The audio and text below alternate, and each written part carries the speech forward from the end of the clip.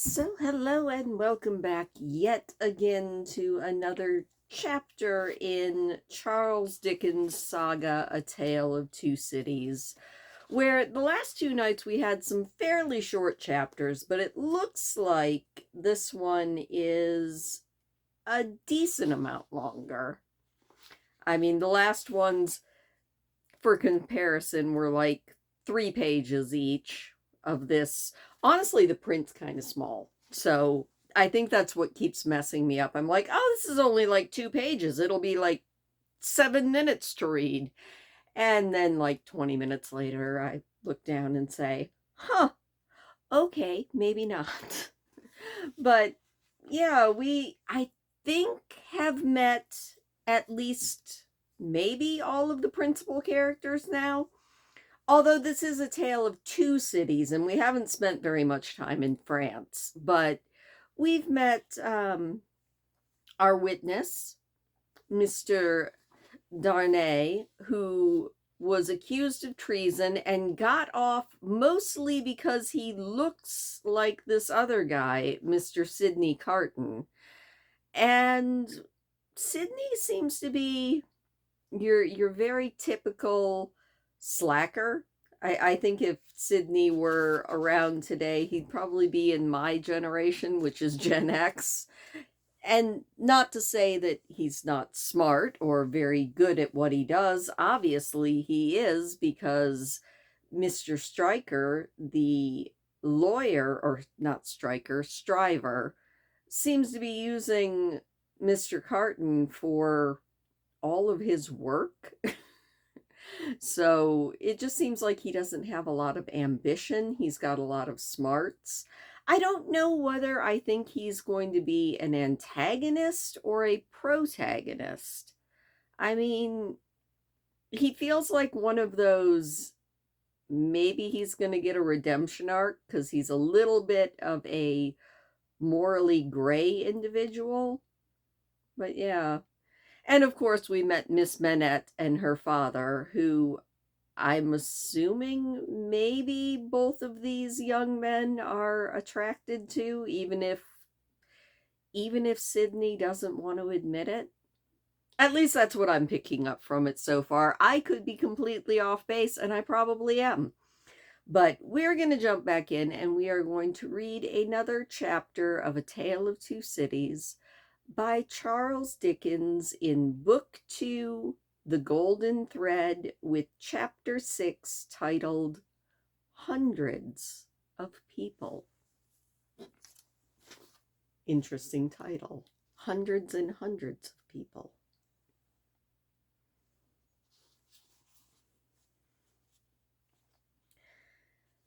The quiet lodgings of Dr. Manette were in a quiet street corner not far from Soho Square. On the afternoon of a certain fine Sunday, when waves of 4 months had rolled over the trial for treason and carried it, as far as the public interest and memory, out to sea, Mr. Jarvis Lorry walked along the sunny streets from Clerkenwell, where he lived, on his way to dine with the doctor.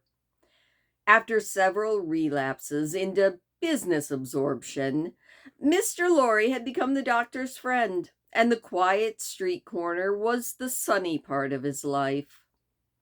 On this fine Sunday, Mr. Lorry walked towards Soho early in the afternoon for 3 reasons of habit. Firstly, because on fine Sundays he often walked out before dinner with the doctor and Lucy. Secondly, because on unfavorable Sundays he was accustomed to be with them as the family friend, talking, reading, looking out of the window, and generally getting through the day.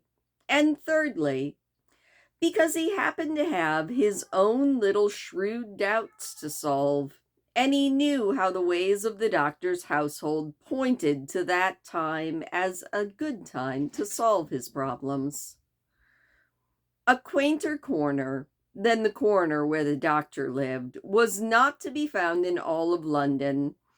There was no way through it, and the front windows of the doctor's lodgings commanded a pleasant little vista of street that had a congenial air of retirement to it.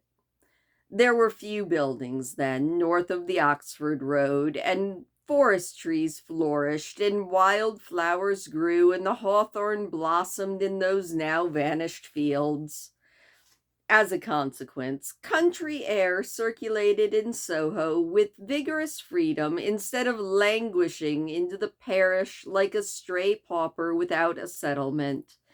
And there was many a good south wall not far off, on which peaches ripened in their season. The summer light struck into the corner brilliantly in the earlier part of the day, but when the streets grew hot, the corner was in shadow, though not a shadow so remote but that you could see beyond it into a glare of brightness.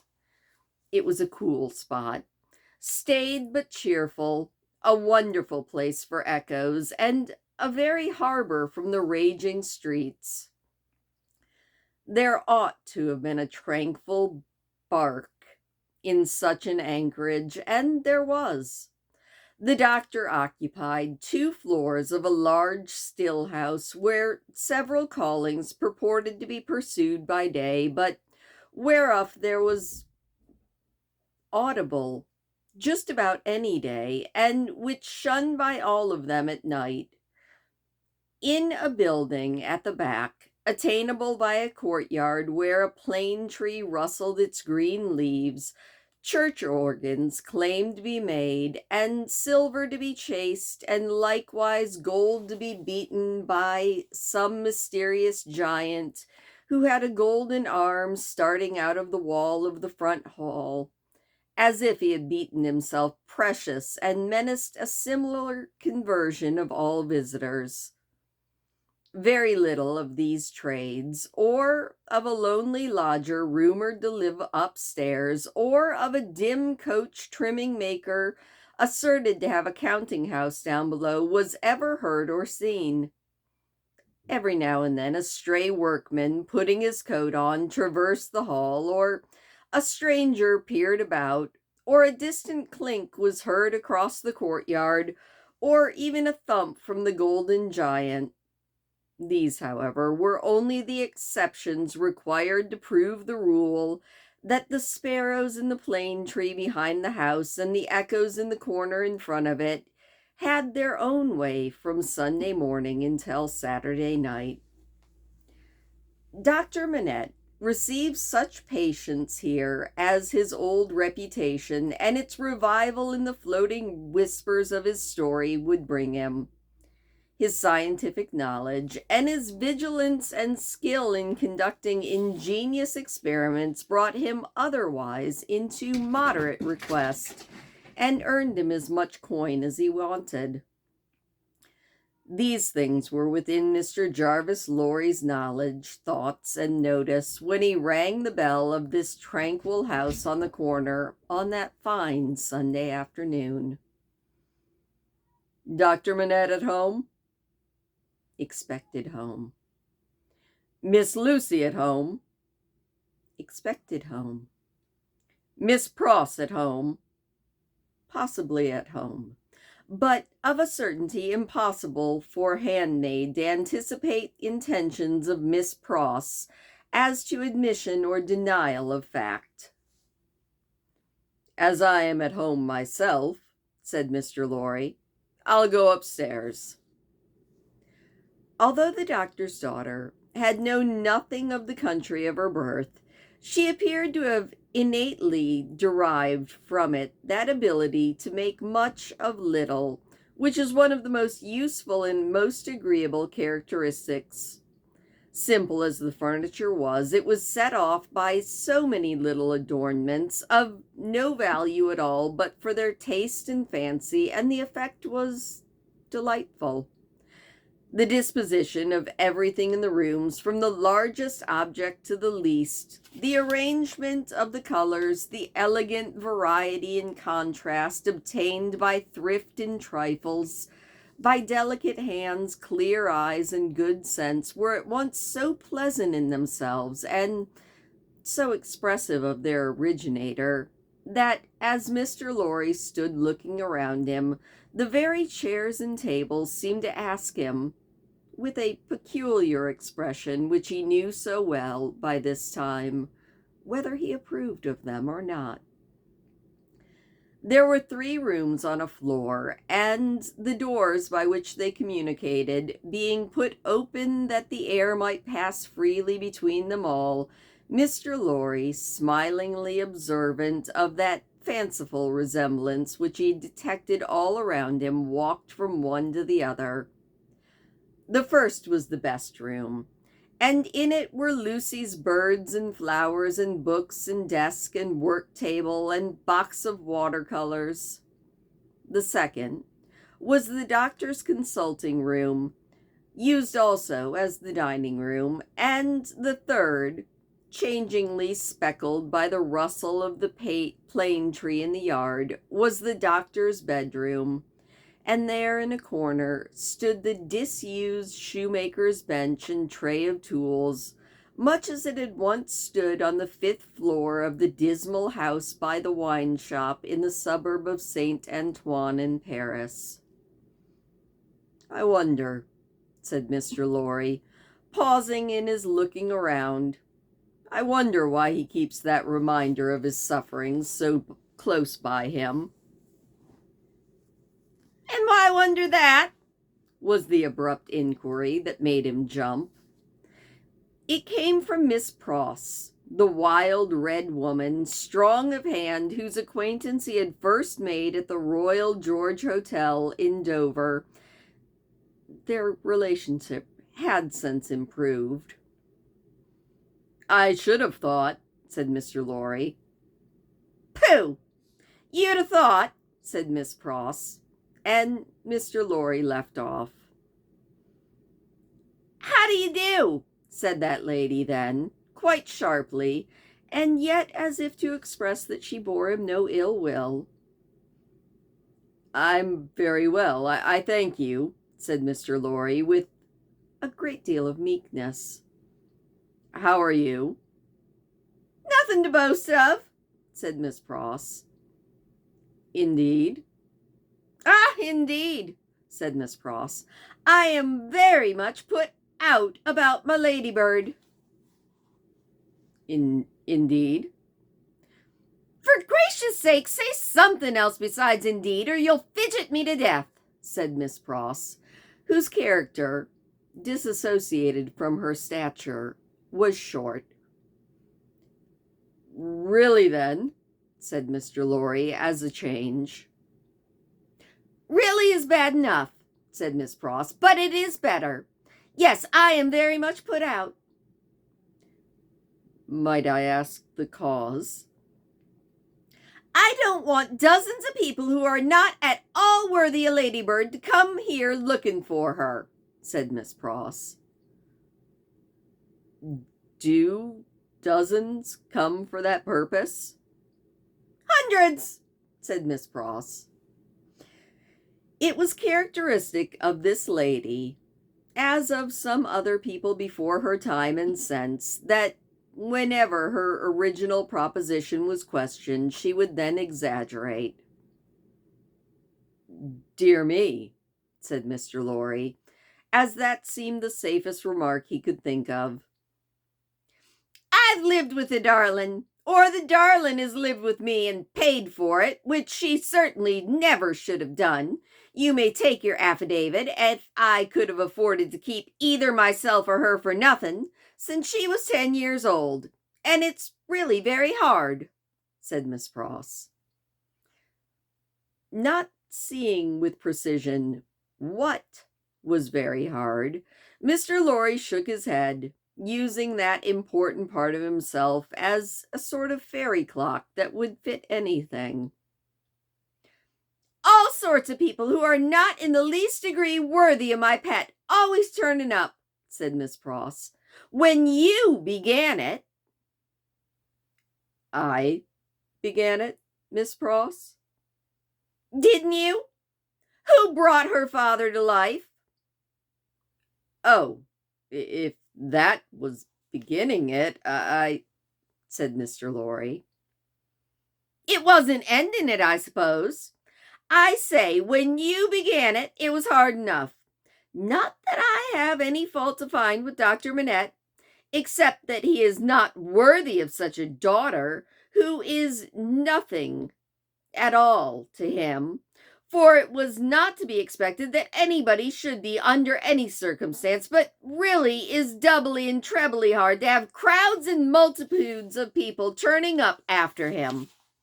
I could have forgiven him that, just to take Ladybird's affections away from me.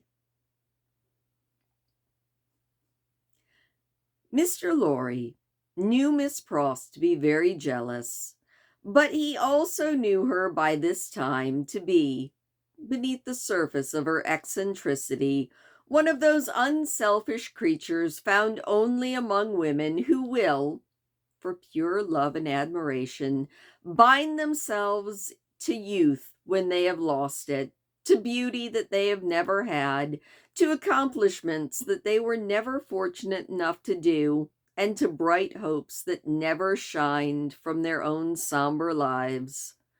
He knew enough of the world to know that there is nothing in it better than a faithful servant of the heart, so rendered and so free from any mercenary taint that he had such an exalted respect for it, that in the arguments made by his own mind, we all make such arguments and arrangements more or less, he stationed Miss Pross much nearer to the lower angels than many ladies who are immeasurably better gotten upon by nature and art. There never was, and there never will be, but one man worthy of the Ladybird, said Miss Pross, and that was my brother Solomon, if he hadn't made a mistake in life. Here again, Mr. Lorry's inquiries into Miss Pross's personal history had established the fact that her brother Solomon was a heartless scoundrel who had stripped her of everything she possessed as a stake to speculate with, and had abandoned her in poverty forevermore with no touch of compunction. Miss Pross's fidelity of belief in Solomon, deducting a mere trifle for this slight mistake, was quite a serious matter with Mr. Lorry, and had its weight in his opinion of her.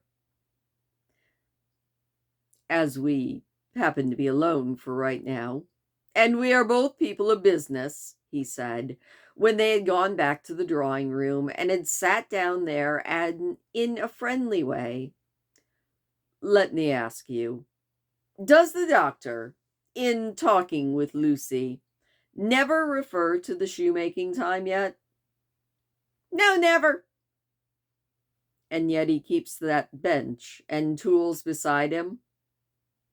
Ah, said Miss Pross, shaking her head, but I don't say he don't refer to it within himself. Do you believe that he thinks of it much? I do, said Miss Pross. Do you imagine, Mr. Lorry begun, when Miss Pross took him up short with, I never imagine anything. I have no imagination at all. Oh, well then I stand corrected. Do you go so far as to suppose sometimes? Now and then, said Miss Pross. Do you suppose, said Mr. Lorry, with a laughing twinkle in his bright eye as it looked kindly upon her, that Dr. Manette has any theory of his own, preserved through all these years, relative to the cause of his being so oppressed, perhaps even to the name of his oppressor? I don't suppose anything about it, but what Ladybird tells me. And that is that she thinks he does. Now, don't be angry at my asking all these questions, because I am a mere dull man of business, and you are a woman of business." "Dull?" said Miss Pross. Rather wishing his modest adjective away, Mr. Lorry said, No, surely not. To return to business. Is it not remarkable that Dr. Manette, unquestionably innocent of any crime, as we are well assured he is, should never touch upon that question? I will not say with me, though he had business relations with me many years ago, and we are now friends, I will say with the fair daughter to whom he is so deeply attached, and who is so attached to him. Believe me, Miss Pross, I don't approach the topic with you out of curiosity, but zealous interest." "Well, to the best of my understanding, and bad is the best that you'll tell me," said Miss Pross, a bit softened by his tone, "he's afraid of the whole subject." "Afraid?" "It's plain enough, I should think, why he might be. It's a dreadful remembrance. Besides that, his loss of himself grew out of it. Not knowing how he lost himself, or how he recovered himself, he may never feel certain that he won't lose himself again. That alone wouldn't make the subject pleasant, I should think." This was a more profound remark than Mr. Lorry had been looking for. "True," he said, "and fearful to reflect upon. Yet a doubt lurks in my mind, Miss Pross, whether it is good for Dr. Manette to have that suppression always within him. Indeed, it is this doubt, and this uneasiness it sometimes causes me, that has led me to our present confidence." "Can't be helped," said Miss Pross. "Touch that string and he instantly changes for the worse. Best leave it alone. In short, must leave it alone, like it or not. Sometimes he gets up in the dead of night and will be heard, by us, overheard there, walking up and down in his room. Ladybird has learned to know then that his mind is walking up and walking down in his old prison, and she hurries to him, and they go on together, walking up and down till he's composed. But he never says a word of the true reason of his restlessness to her, and she finds it best not to hint at it to him. In silence they go walking up and walking down together, walking up and walking down, till her love and company have brought him back to himself." Notwithstanding Miss Pross's denial of her own imagination, there was a perception of the pain of being monotonously haunted by one sad idea in her repetition of the phrase "walking up and down," which testified to her actually possessing quite the imagination. The corner has been mentioned as a wonderful corner for echoes.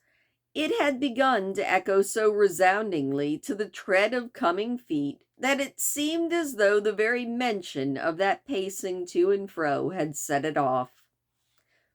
"Here they are," said Miss Pross, rising to break up their conference. "And now we shall have hundreds of people pretty soon."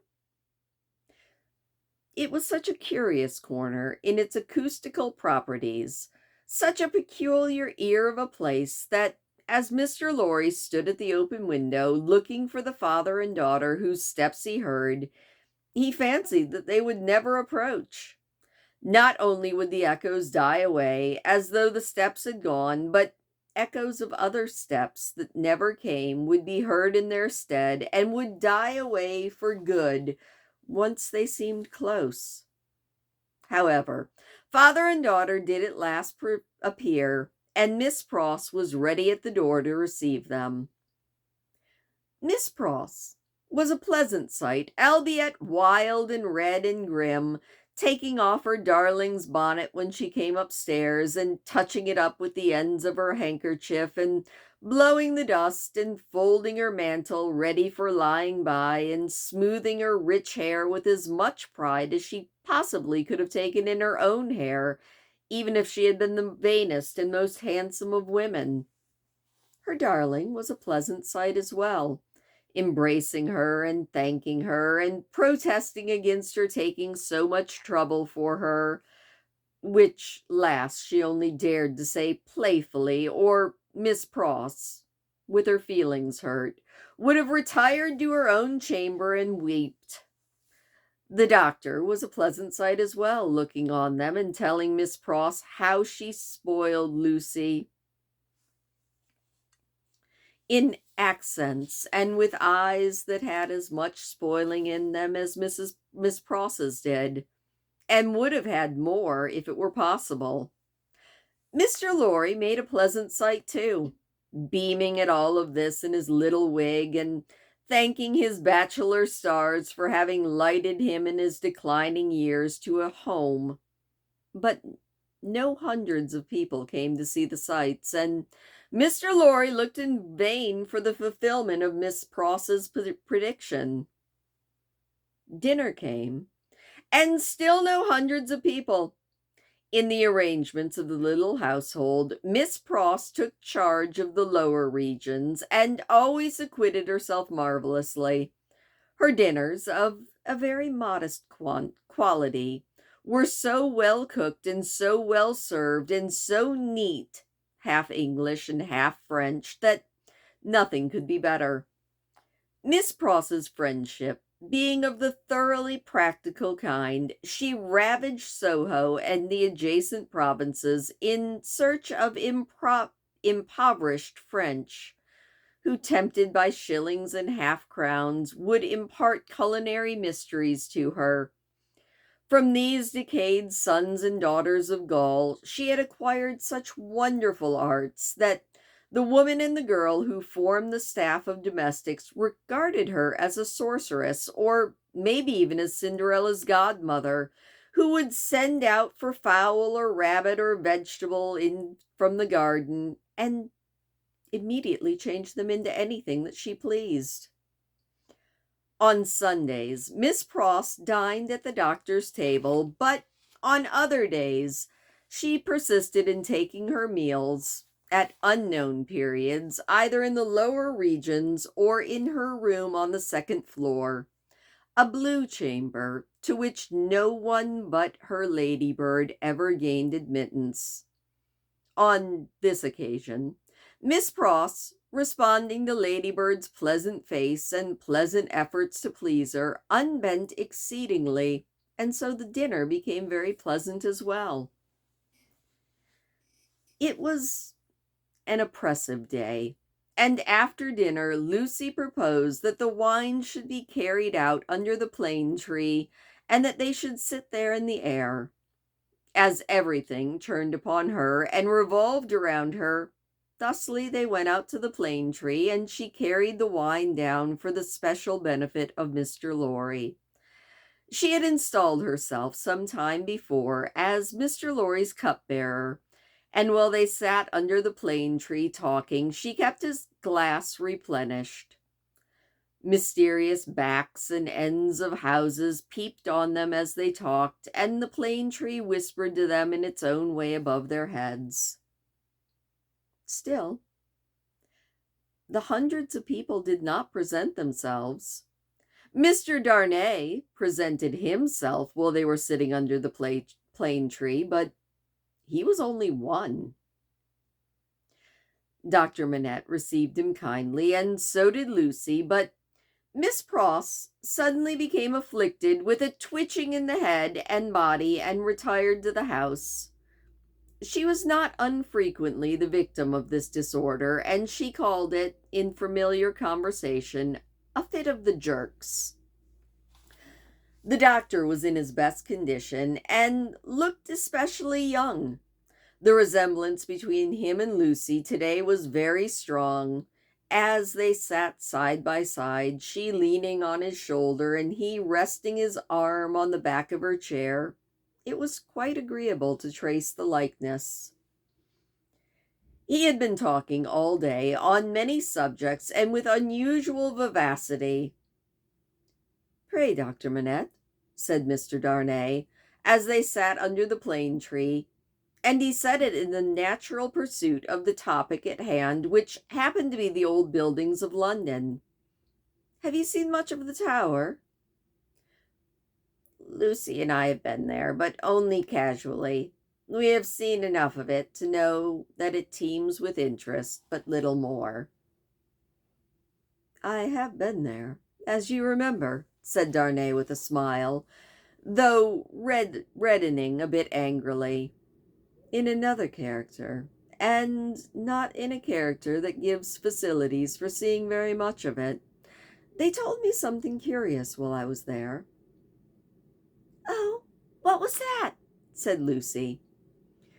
"In making some alterations, the workmen came upon an old dungeon which had been for many years built up and forgotten.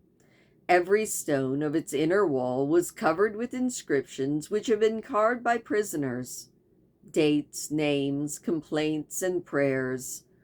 Upon a cornerstone in an angle of the wall, one prisoner, who seemed to have gone to execution, had cut as his last work 3 letters. They were done with some very poor instrument, and quickly in an unsteady hand. At first they were read as DIC, but on being more carefully looked at, the last letter was found to be a G. There was no record or legend of any prisoner with those initials, and many fruitless guesses were made at what the name could have been.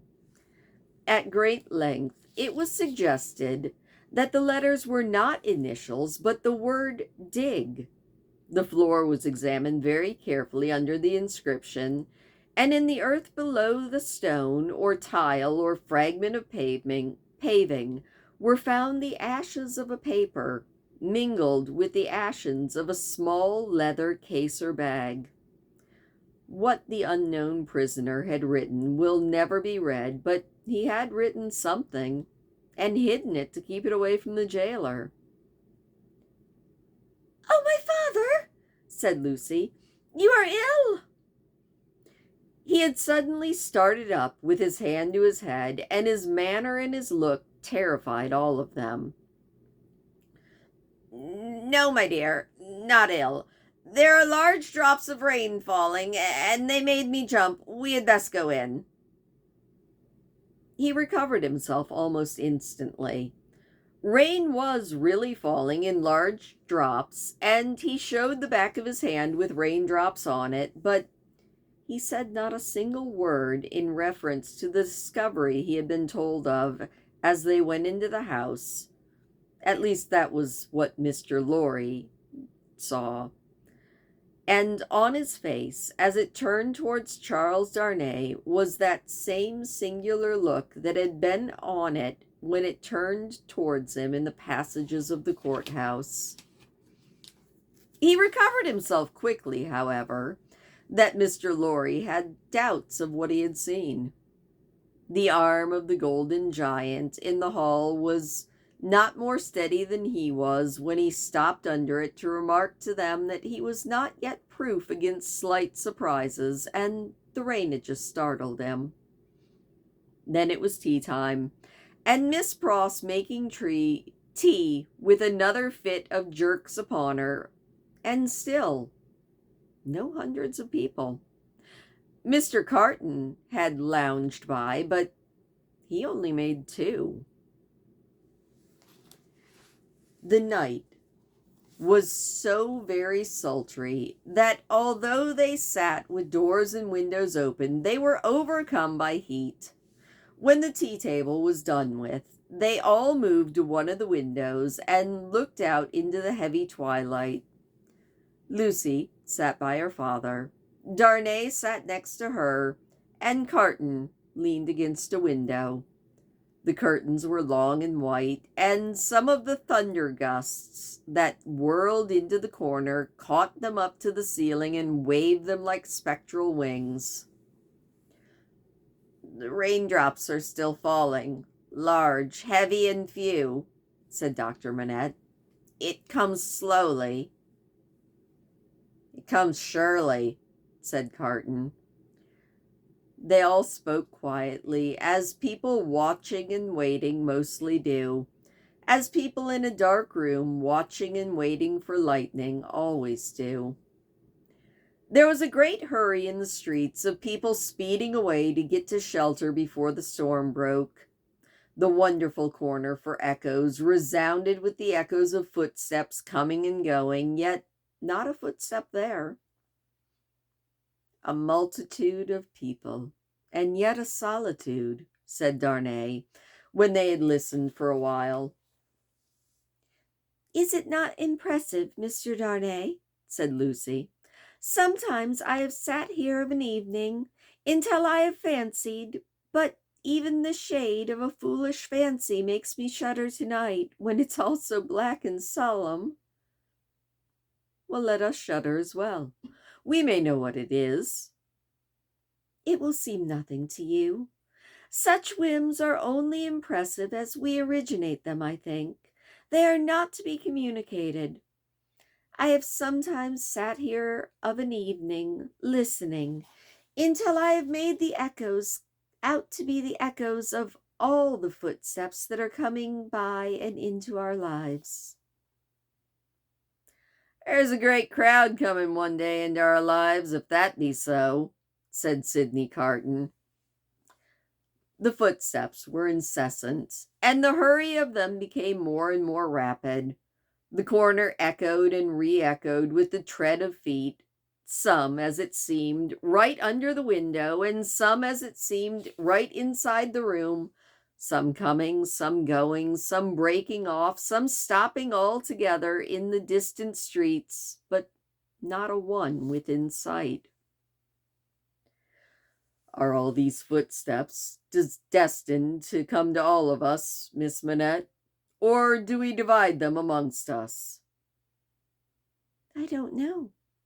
I told you it was a foolish fancy, but you asked for it. When I have yielded myself to it, I have been alone, and then I have imagined them the footsteps of people who are coming into my life and my father's. I take them into mine, said Carton. I ask no questions and make no stipulations. There's a great crowd bearing down on us, Miss Manette, and I see them by the lightning. He added those last words after there had been a vivid flash which had shown him lounging in the window. And I hear 'em, he said again, after a peal of thunder. Here they come, fast, fierce, and furious. It was the rush and roar of rain that he typified, and it stopped him, for no voice could be heard in it. A memorable storm of thunder and lightning broke with that sweep of water, and there was not a moment's interval in crash, fire, and rain until after the moon rose at midnight. The great bell of St. Paul's was striking one in the cleared air when Mr. Lorry, escorted by Jerry, high-booted and bearing a lantern, set forth on his return passage to Clerkenwell. They were solitary patches of road along the way between Soho and Clerkenwell, and Mr. Lorry, mindful of footpads, always retained Jerry for this service, though it was usually done a good 2 hours earlier. What a night it's been! Almost a night, Jerry, said Mr. Lorry, to bring the dead out of their graves. I never see the light myself, master, nor yet I don't expect to see it. What would do that? Said Jerry. Ah, well, good night, Mr. Carton, said the man of business. Good night, Mr. Darnay. Shall we ever see such a night again together? Perhaps. Perhaps see the great crowd of people with its rush and its roar bearing down upon them as well. And that is how the chapter ends.